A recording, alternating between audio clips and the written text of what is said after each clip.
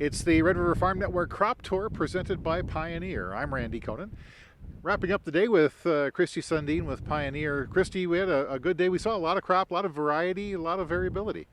Yeah, my geography covers a pretty big span. I go all the way over to Rolla, Botno area, down to Rugby, south to Harvey, Fessenden, Beacon, back up again. So I cover a pretty big geography. There's a lot of variability out in the countryside. I've got some spots that are really, really nice looking right now, and I've got some spots that are a little bit short on rain. So there's a few guys that could still use a little bit more rain. That and a little more time, I think, too. Well, we all need a little bit more time. I told all my guys, I think about a month ago, I started praying. October 15th is the date that I can freeze, and not a second before then.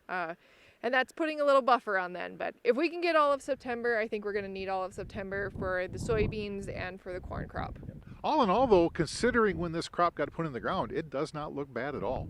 No, and I think the later season crops, if we can get by without catching a frost, I think the later season crops are actually going to be the winners this year.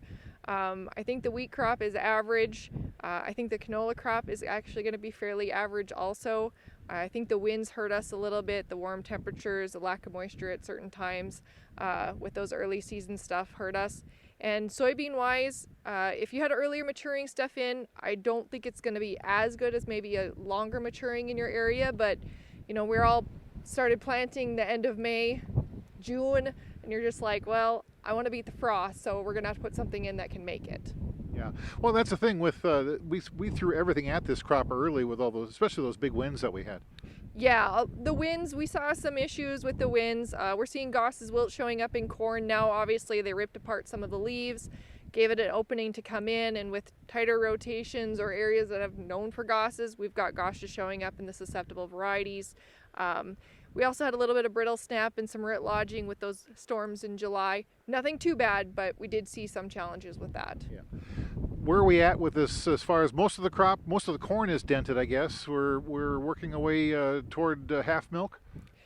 Yeah, it depends on the area. I go further north, and even around here, you start getting into like our traditional would be a 78-day I'm in Brockett right now, so 78 days pretty much traditional for us. We're starting to dent. We still need another 25 to 30 days of nice weather for us to get where we need to be. If we don't get to black layer, that's okay. In this area, especially this far north, we tend not to do true black layer. We kind of tend to have artificial black layer, which is fine. But we still need the warm weather to come. Yep. We're here in one of your soybean plots here. We're talking about the E3 soybeans today a little bit too as well. Everything looks good. Yeah, soybeans look really good. The rains came. I think Carl Jensen mentioned it earlier. I wish it was about 10 days earlier. I think if it would have been 10 days earlier, it would have been even better. But August rains are good no matter what, and we'll take it. But we're really excited about E3 soybeans, especially our A-Series E3 soybeans.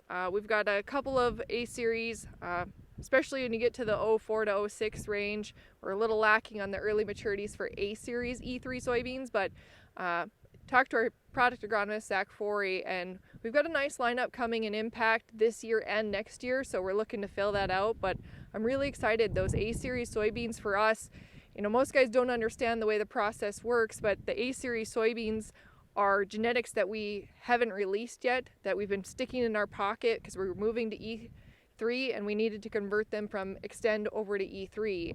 So there are genetic gains, hopefully, that are involved in that and that we're going to see within the next couple of years. Kristie Sundeen with Pioneer Seeds. We're here on the Red River Farm Network Crop Tour presented by Pioneer. For the Red River Farm Network, I'm Randy Conan.